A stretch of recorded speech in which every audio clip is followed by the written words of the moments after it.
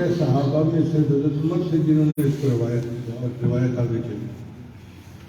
محدثین کے نزدیک جس حدیث کا راوی ایک طبقہ میں ایک ہی ہو اس کو غریب کہا جاتا ہے. سند کے اعتبار سے وہ غریب ہوتی ہے تو وہ حدیث صحیح ہوتی ہے مگر غریب کہلاتی ہے. اور بخاری شریف کی جو آخری حدیث ہے وہ بھی سند کے اعتبار سے غریب ہے. کیوں کہ جس محدث سے بھی نقل کی محمد بن فضیل کے ذریعے سے ہی نقل کی تو یہ بھی غریب ہوگی. تو محدثین نے لکھا کہ شاید امام بخاری رحمۃ اللہ علیہ طلباء انہوں نے اس کو ابو سورہ سے نقل کیا اور انہوں نے اس کو ابو ہریرہ سے نقل کیا.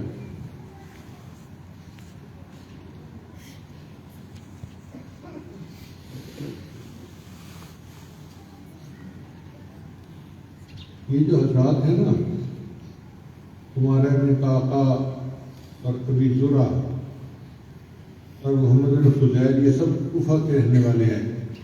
اس حدیث کو کہتے ہیں مسلسلم بالکوفیین. اس کے راوی سارے کوفہ کے ہی ہیں. کوفہ میں اتنے محدث رہتے تھے کہ امام بخاری رحمۃ اللہ فرماتے ہیں کہ میں نے حدیث کو حاصل کرنے کے لیے کوفہ کا سفر کتنی مرتبہ کیا مجھے تعداد ہی یاد نہیں ہے. اللہ ایسا علم کا شہر تھا جو حضرت عمر رضی نے بسایا تھا.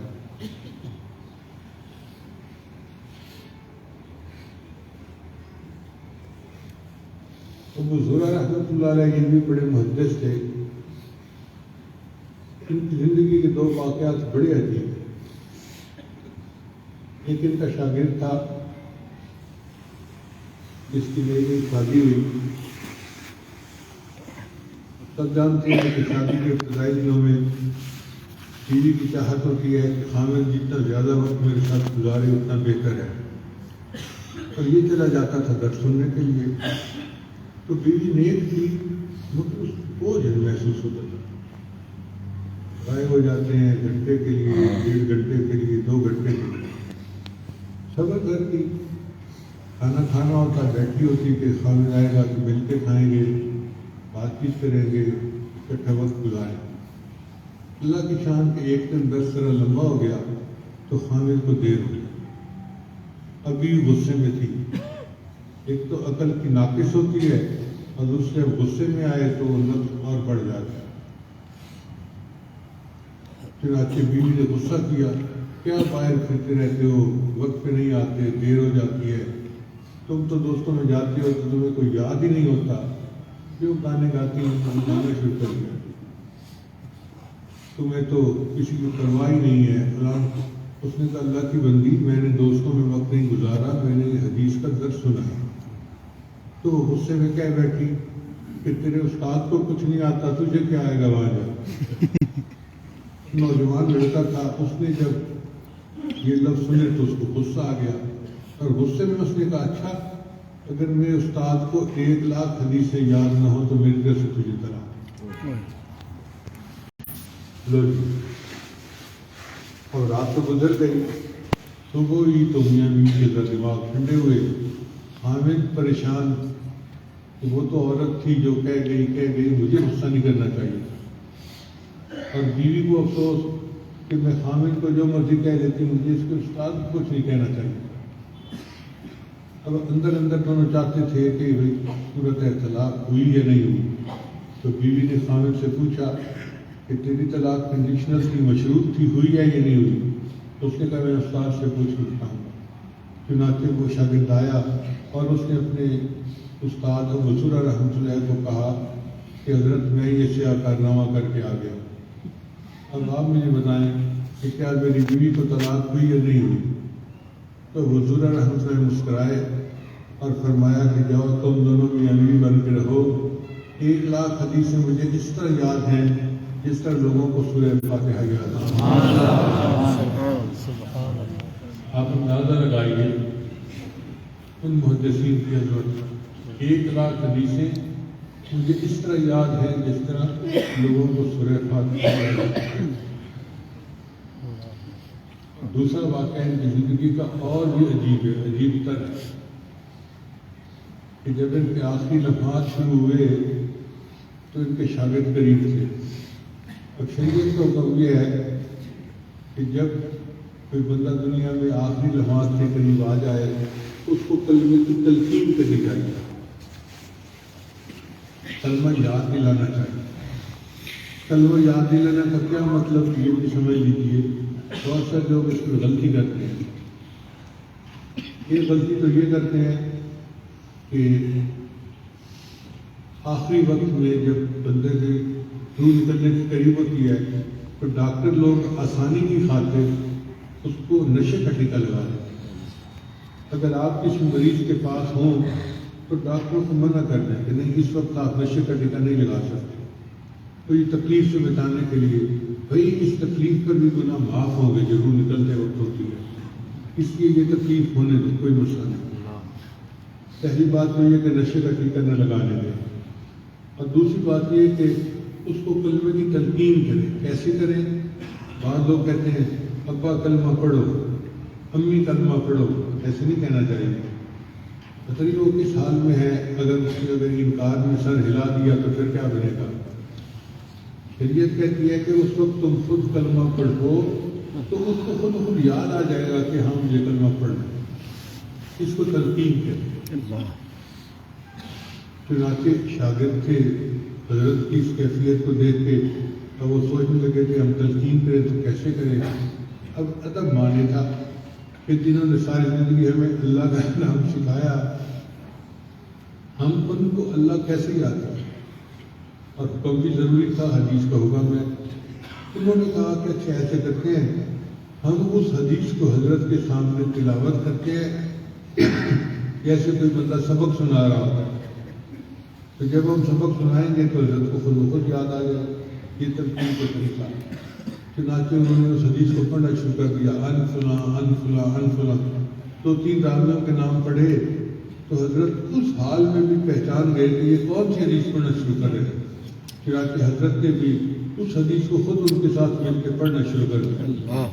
اور پڑھتے پڑھتے جب انہوں نے پڑھا کہ من کان آخر کلام ہی لا الہ الا اللہ دخل الجنہ، کہ جس بندے کا آخری کلام لا الہ الا اللہ ہوگا وہ جنت میں داخل ہوگا.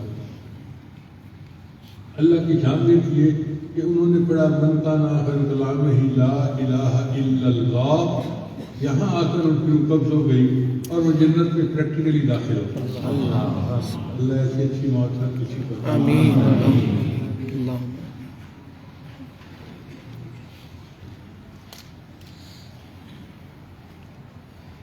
انہوں نے اس حدیث کو حضرت ابو ہریرہ رضی اللہ عنہ سے نقل کیا. حضرت ابو ہریرہ رضی اللہ تعالیٰ عنہ کا اصل نام تھا عبد الرحمن.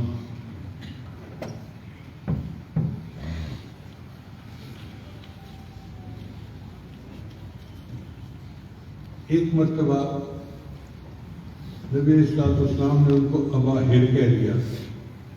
ہر کہتے ہیں بلے کو، وہ بلے والے جیسے لوگ نام دے دیتے ہیں، طوطے والے، کبوتر والے. ابا ہر کہہ دیا. اب ہر کی جو تانیث ہے وہ ہے ہرۃ بلی، اور ہرۃ کی تصغیر آگے بنتی ہے ہریرہ، تو وہ ہریرہ مشہور ہو گئی.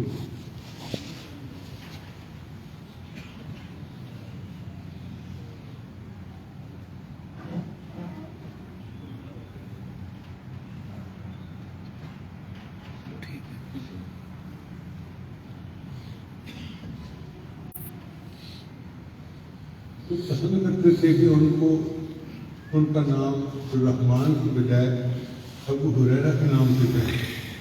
کیوں؟ یہ محبت کی بات ہے.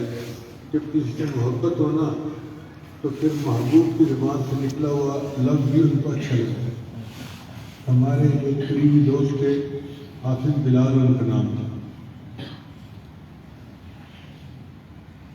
ایک مرتبہ انہوں نے مجھے رات میں 3 بجے فون کیا. میں حیران کہ یہ کوئی فون کرنے کا وقت تو نہیں. میں نے پوچھا کہ حافظ صاحب آپ نے اس وقت کیوں فون کیا؟ کہنے لگے جی بس سلام دعا کرنی تھی. میں نے کہا چلو ٹھیک ہے، سلام دعا ہو گئی، اب آپ فون بند کریں. کہتے ہیں حضرت وہ لفظ کہنا جو آپ نے مجھے ایک دن کہے تھے، وہ ہوا یہ تھا کہ ایک دن گجرے والا کے پروگرام سے جاتے ہوئے میں نے ان کو کہہ دیا تھا موٹے حافظ صاحب، ان کو وہی اچھا لگتا تھا۔ جب تک میں نے ان کو موٹے حافظ صاحب نہیں کہا انہوں نے فون بند نہیں کیا، تو میں نے فون بند کر کے کہا کہ آج مجھے بات سمجھ آ گئی کہ محبت کا یہ تقاضا ہوتا ہے کہ ان کو ابو ہریرہ کی کنیت ہی اچھی لگتی تھی، نام سے زیادہ بہتر لگتی تھی۔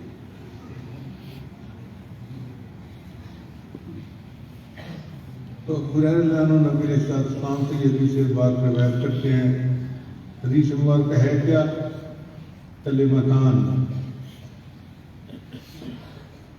کلمتان علی الکلام، اطلاق کلمت علی الکلام۔ جیسے ہم ایک پورے فکرے کو کلمہ کہہ دیتے ہیں، کلمہ اخلاص، کلمہ شہادت، وہ ایک لفظ نہیں ہوتا، وہ پورا فکرہ ہوتا ہے، بامعنی ہوتا ہے، اس کو کلمہ کہہ دیتے ہیں۔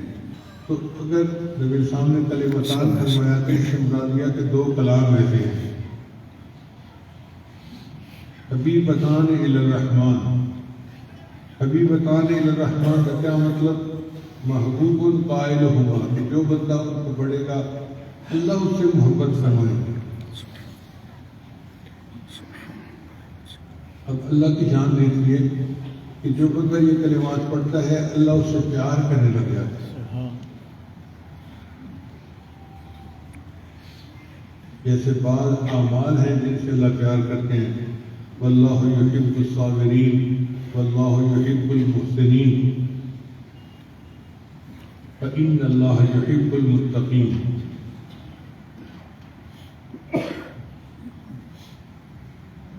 تو نبی علیہ السلام نے پہلے کلمات نہیں بتایا، پہلے ایسی بات کہی کہ سننے والے کے دل میں شوق پیدا ہو۔ یہ بات کہنے والے کی حکمت ہوتی ہے کہ وہ ایسے نہیں کہ بات بھڑکا دے اور اگلا توجہ ہی نہ دے۔ نبی علیہ السلام نے فرمایا نہیں، دو کلمے ایسے ہیں کہ جن کا پڑھنے والا اللہ کو بڑا پیارا ہوتا ہے۔ اور پھر اور بھی فرمایا کہ خفیفتان علی اللسان، زبان کے اوپر وہ بڑے ہلکے ہوتے ہیں۔ ہلکے سے کیا مراد؟ کہ پڑھنا ان کا آسان ہوتا ہے۔ بعض حروف ہوتے ہیں جن کو ادا کرنا مشکل ہوتا ہے اور بعض کا ادا کرنا آسان ہوتا ہے۔ جیسے بچے کے لیے دیر اور پیش کو ادا کرنا مشکل ہے، زبر کو ادا کرنا آسان ہے۔ اس کی ہر بچہ طبعاً وہ لفظ بولتا ہے جیسے ابا، اماں، اللہ، خطا آسان ہے، کسرہ اور دوسرا مشکل ہے۔ تو اسی طرح یہ کلمات ایسے ہیں کہ جن میں ایسے حروف ہیں کہ جن کا ادا کرنا بہت آسان ہے۔ خفیفتان علی اللسان، زبان کے اوپر بڑے آسان ہوتے ہیں، یعنی سہلتان علیہ للین حروفہما وسہولت مخارجہما۔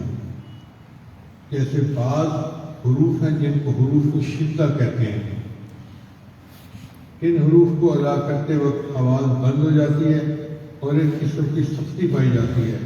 ان کا مجموعہ ہے عاجزہ فقوبتہ۔ تو دو حرف ہیں، با اور دال، اس کے علاوہ کوئی اور حرف شدہ نہیں ہے، باقی سارے حرف آسان ہو گئے۔ بعض ہوتے ہیں حروف قلقلہ، ان کو ادا کرتے وقت مخرج میں حرکت پیدا ہو جاتی ہے، ان کا مجموعہ ہے خود وجدت۔ بعض حروف کو کہتے ہیں حروف استعلاء، ان حروف کو ادا کرتے وقت زبان کی جڑ تالو سے لگ جاتی ہے، تو ہر بندے کے لیے ان حروف کو ادا کرنا آسان نہیں ہوتا۔ ان کا مجموعہ ہے قص ضغط قز۔ اس کا مطلب یہ ہوا کہ یہ کلمات ایسے ہیں کہ جن میں ادا کرنے میں بہت آسانی ہے۔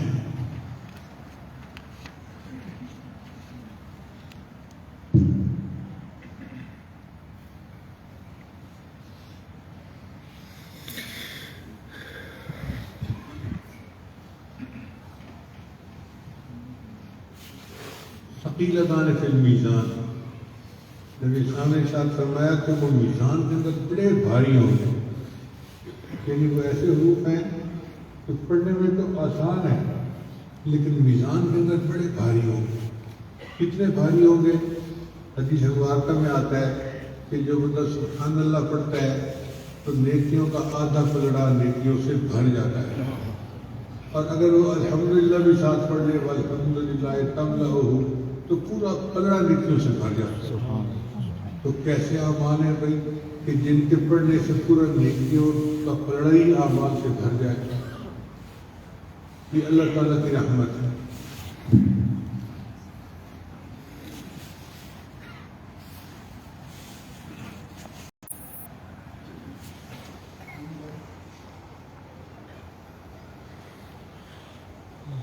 وہ الفاظ ہیں کیا؟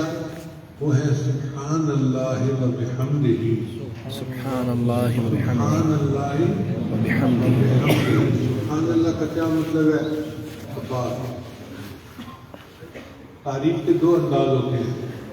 ایک انداز یہ کہ بندے کو کہا جائے نہیں، میں مثال دیتا ہوں، عورت اس کا رشتہ پسند کیا جا رہا ہے، بڑی خوبصورت ہے، بڑی پڑھی لکھی ہے، بڑی اچھے گھرانے کی ہے، بڑی دیندار ہے، تو یہ سب اس کی اچھائیاں بیان کی جا رہی ہیں۔ تعریف کا یہ انداز بھی اللہ کو پسند ہے کہ لوگ میری تعریف کس انداز سے کریں۔ اللہ آپ علیم ہیں، آپ خبیر ہیں، آپ عظیم ہیں، آپ بہت جو ہے وہ رحمان ہیں، رحیم ہیں۔ تو یہ پازیٹیو انداز ہے۔ اور ایک انداز یہ ہے کہ برائی کو الگ کیا جائے، جیسے یوں کہا جائے کہ لڑکی ہے، بدی بھی نہیں ہے، جاہل بھی نہیں ہے، کامشور بھی نہیں ہے۔ اب اس کی کوئی اچھائی تو بیان نہیں کی گئی لیکن برائیوں کو اس سے الگ کیا گیا، تو یہ بھی تعریف کا ایک انداز ہے۔ تو اللہ کو یہ انداز بہت اچھا لگتا ہے۔ اللہ نے قرآن مجید میں اپنی تعریف خود بیان کیا، سبحان اللہ، اللہ پاک، نہ اس میں کوئی نقص ہے، نہ کوئی اس میں کمی ہے، نہ کوئی کوتاہی ہے، نہ کوئی کجی ہے، ہر عیب سے منزہ اور مبرہ ہے۔ اللہ تعالیٰ کو یہ بات بہت اچھی لگتی ہے کہ میرے بندے مجھے کہیں کہ اللہ تیرے اندر تو کوئی عیب ہے ہی نہیں۔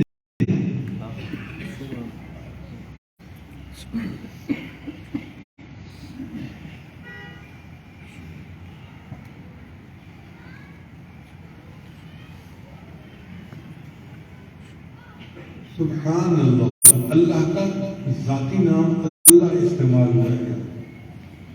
ایک بات ذہن میں رکھیے کہ اللہ تعالیٰ کے 99 نام ہیں صفاتی اور ایک نام ہے ذاتی اللہ، اور اس کو امام اعظم ابو فرام نے اس میں اعظم کہا ہے۔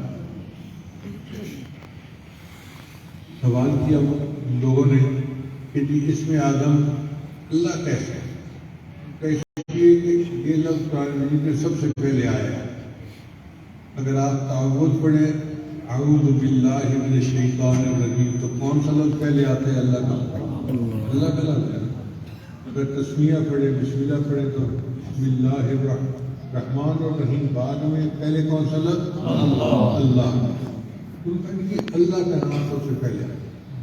چلیں جی اور مثال بیان کریں۔ تب دیکھیں جب بچہ پیدا ہوتا ہے تو اگر وہ اس لفظ کو سب سے پہلے بولے تو حدیث مبارکہ میں آتا ہے کہ جو بچہ سب سے پہلے زندگی میں اللہ کا لفظ بولے، اللہ اس کے ماں اور باپ کی زندگی کے سب گناہوں کو معاف فرما دے۔ اس لیے خواتین کو چاہیے کہ بچے کے سامنے اللہ کا لفظ بولے تاکہ اس سے گناہوں کی بخشش ہو۔ تو جی اور بتائیں تو دیکھیں جی، اذان کی ابتدا اللہ کے لفظ سے اور اذان کی انتہا اللہ کے لفظ۔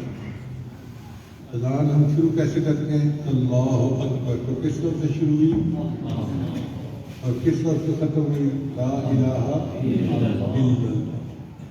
تم کہتے جی اور بیان کریں مضبوط ہو کہ اچھا، اور دلیل یہ ہے کہ نماز کی ابتدا اللہ کے لفظ سے اور نماز کی انتہا اللہ کے لفظ۔ ہم نماز میں جو تکبیر تحریمہ پہلی تکبیر کہتے ہیں تو کیا کہتے ہیں؟ اللہ اکبر، نماز شروع ہوتی ہے۔ اور جب نماز ختم کرنی ہوتی ہے تو ہم کہتے ہیں السلام علیکم ورحمۃ اللہ۔ جب کون سا؟ تو اذان کے شروع میں لفظ اللہ، آخر میں لفظ اللہ، نماز کے شروع میں لفظ اللہ، آخر میں لفظ اللہ۔ ان کا نہیں اور کوئی دلیل بیان ہے ان کا؟ اچھا سنو، جب موسیٰ علیہ السلام گئے طور پر اللہ کی ملاقات کے لیے تو اللہ نے اپنا تعارف فرمایا اننی انا اللہ، میں اللہ ہوں۔ اب اللہ کے تو 99 نام ہیں، وہ کہہ سکتے تھے میں غفور ہوں، میں رحیم ہوں، میں رحمان ہوں، میں رحیم ہوں، میں حی اور قیوم ہوں، لیکن اللہ نے فرمایا نہیں اننی انا اللہ، میں اللہ ہوں۔ اس کا مطلب یہ ہے کہ اللہ کے باقی سارے نام تخلق کے لیے ہیں اور یہ جو اللہ کا لفظ ہے یہ تعلق کے لیے، اس سے بندے کا اللہ کے ساتھ تعلق جڑتا ہے۔ اس لیے ہمارے مشائخ بھی اسی اللہ کے نام کے ذکر کی تلقین کرتے ہیں کہ جتنا زیادہ اس کی تلقین کی جائے، ذکر کیا جائے تو یہ دل کو منور کر دیتا ہے۔ حدیث مبارکہ میں آتا ہے کہ اللہ تعالیٰ نے اسرافیل علیہ السلام کے ایک فرشتے ہیں جن کے ذمہ ہے سائرن بجانا، بگل بجانا۔ قیامت کے دن جو قائم ہوگا نا تو وہ ساؤنڈ ویوز کے ذریعے سے اللہ اس کائنات کو تباہ و برباد فرما دے، تو وہ بگل حضرت اسرافیل علیہ السلام کے ہاتھ میں، اور ان کو اللہ نے حکم دیا ہوا ہے کہ جب کوئی میرا بندہ اللہ کا نام بولے تو تم بگل بجانے کو 40 سال کے لیے مؤخر کر دو، تاخیر کر دو۔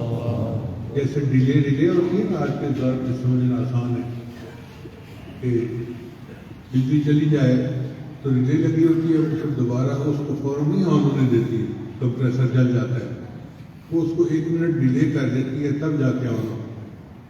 تو اللہ کا نام سننا تو 40 سال کے لیے قیامت کا بگل بجانے میں ڈیلے کر دینا۔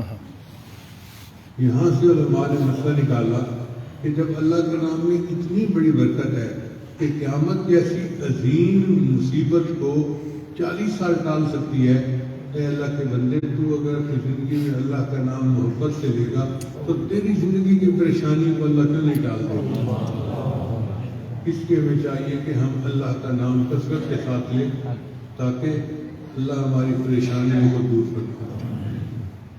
سبحان اللہ، اللہ پاک۔ ہمارے مشائخ نے اللہ کی خوب تعریف کی ہے، ایسے تعریف کیا کہ دل خوش ہو جاتا ہے۔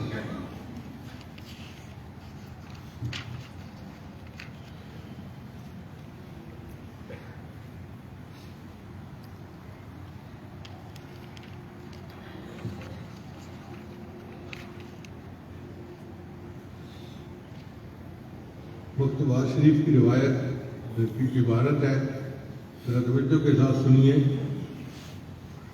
امام ربانی مجد ثانیہ افضل فرماتے ہیں تمام تعریفیں اللہ کے لیے ہیں جس نے امکان کو وجود کا آئینہ اور عدم کو وجود کا مظہر بنایا۔ وجود اور وجود اگرچہ حق تعالیٰ کی صفات میں سے ہے لیکن حق سبحانہ و تعالیٰ ان سے بلند ہے، بلکہ وہ اسماء و صفات سے، شؤون و اعتبارات سے، ظہور اور بطون سے، بروز و مقوم سے، تجلیات و ظہورات سے، موصول اور مفعول سے، مشاہدات اور مکاشفات سے، محسوسات و معقولات سے، موہومات اور متخیلات سے بھی بلند ہے۔ وہو سبحانہ و تعالی وراء الورا ثم وراء الورا ثم وراء الورا۔ کسی حمد کرنے والے کی حمد اس کی ذات کی کنہ تک نہیں پہنچ سکتی، بلکہ تمام تعریفوں کی نہایت اس کی عزت کے پردوں سے نیچے ہی رہ جاتی ہے۔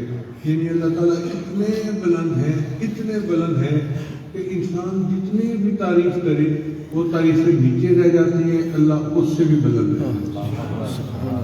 اللہ تعالیٰ کی عظمت کو اس سے اندازہ لگائیے کہ اللہ کے محبوب صلی اللہ علیہ وسلم جن کو اللہ نے علم الاولین والآخرین عطا کیا تھا، انہوں نے ایک موقع پہ کہہ دیا اللہم لا احصی ثناء علیک، اے اللہ میں آپ کی تعریفوں کا احاطہ نہیں کر سکتا، انت کما اثنیت علی نفسک، تو ایسے ہے جیسے تو نے اپنی تعریف خود بیان کی ہے۔ ہم اس کی تعریف ہی نہیں کر سکتے، اللہ اتنا بلند ہے۔ سبحان اللہ۔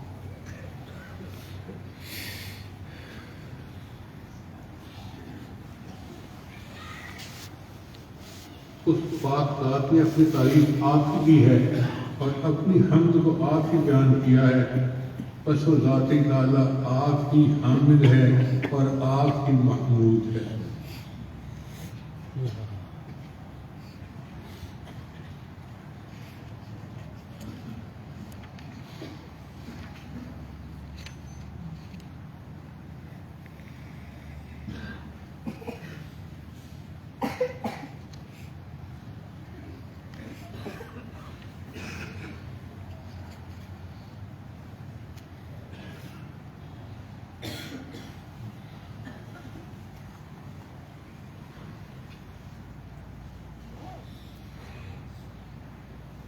ایک سوال اور پیدا ہوتا ہے، امام بخاری رحمۃ اللہ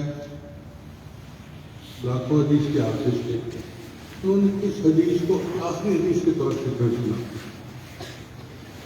تو محدثین نے اس کے مختلف جواب دیے۔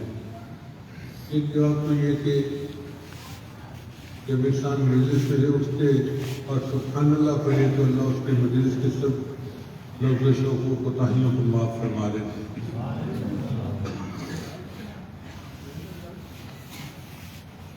تو امام بخاری رحمۃ اللہ جانتے تھے کہ میں نے آخری حدیث لکھ دی، اب میں نے کھڑے ہو جانے کام کو مکمل کر کے، تو میں اس حدیث کو نقل کرتا ہوں تاکہ اللہ تعالیٰ میرے سب غلطیوں کوتاہیوں کو معاف فرمائے۔ اور دوسرا یہ کہ نبی علیہ السلام کو اللہ نے عمر کے آخری حصے میں استغفار زیادہ کرنے کا حکم دیا۔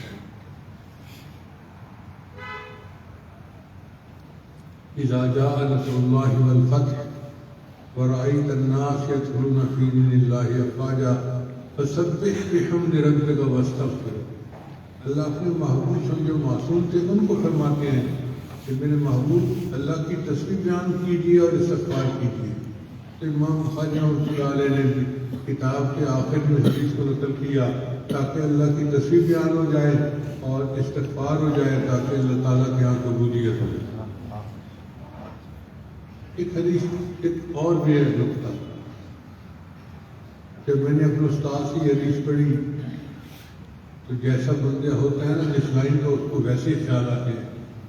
ہمارے پنجابی میں کہتے ہیں کسی نے کہیں گی کہ بلی نے دہی دی، یعنی کسی کو کسی چیز کی فکر ہوتی ہے اور بلی کو دہی کی فکر۔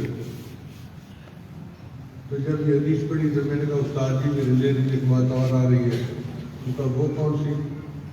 تو وہ یہ کہ امام بخاری رحمۃ اللہ نے طلباء اور طالبات کو ایک عمل بتایا ہے کہ دیکھو اب تم آخری حدیث پڑھ کے اپنے گھروں پر روانہ ہو گئے اور تمہیں پریکٹیکل لائف گزارنی پڑے گی۔ اب جو مرد ہیں وہ جا کے کام کاج کریں گے، کاروبار کریں گے، روزی کمائیں گے اپنے گھر والوں کے لیے، تو ان کو کاروباری مشکلات پیش آ سکتی ہیں، اور بچیاں جو ہیں وہ گھر جائیں گی تو ماں باپ ان کے لیے رشتہ ڈھونڈیں گے تاکہ ان کا نکاح کر سکیں، اور کئی مرتبہ رشتے آنے میں مشکل پیش آتی ہے۔ اب وہ بچی تو ایک پریشان حالات میں گھر جاتی ہے نا کہ رشتہ نہیں آ رہا تو وہ کیا کرے، عمر بڑھتی جا رہی ہے، تو اب وہ چاہتی ہے کہ مجھے کوئی عمل بتایا جائے کہ جس سے میں اس مشکل میں سے نکل جاؤں۔ تو امام بخاری رحمۃ اللہ نے طلباء اور طالبات کو عمل بتا دیا، وہ کیا کہ تم تسبیح کا ذکر کثرت کے ساتھ کرنا، جن حالات میں بھی ہوگے اللہ تعالیٰ تمہارے حالات کو ٹھیک کر دیں گے، تمہیں نجات عطا فرمائے۔ اور اس کی دلیل قرآن مجید سے ملتی ہے، وہ کیا کہ حضرت یونس علیہ السلام اللہ کے پیغمبر تھے، تو ان کو بتایا گیا کہ قوم پہ عذاب آئے گا، تو وہ جلدی چلے گئے قوم سے۔ سمندر میں ایک مچھلی نے ان کو اپنے پیٹ میں لے لیا۔ اب یونس علیہ السلام کی ظلمات ثلاث، 3 اندھیروں میں تھے، رات کا اندھیرا، پھر سمندر کا اندھیرا، پھر مچھلی کے پیٹ کا اندھیرا۔ تو سمجھ نہیں آتی تھی کہ میں یہاں سے نکلوں گا کیسے. تو اس موقع پہ انہوں نے اللہ کی تسبیح بیان کی. کیا کہا؟ لا الہ الا انت سبحانک انی کنت من الظالمین. اللہ کو پکارا، اللہ کیوں پاک. اب جب انہوں نے پکارا تو اللہ نے مچھلی کو حکم فرمایا کہ تم یونس علیہ السلام کو سمندر کے کنارے پر ڈال دو. چنانچہ اللہ نے ان کو مچھلی کے پیٹ سے نجات عطا فرمائی. اللہ تعالیٰ قرآن میں ارشاد فرماتے ہیں فلولا انہ کان من المسبحین. اگر یونس علیہ السلام میری تسبیح بیان نہ کرتے للبث فی بطنہ الی یوم یبعثون، قیامت تک وہ مچھلی کے پیٹ کے اندر رہتے.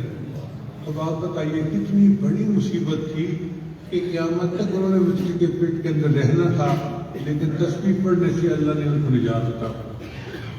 تو امام بخاری رحمۃ اللہ نے بھی طلباء اور طالبات کو یہ بتایا کہ دیکھو پریشانیاں آئیں گی، تمہیں کسی عامل کے پاس جانے کی ضرورت نہیں ہے.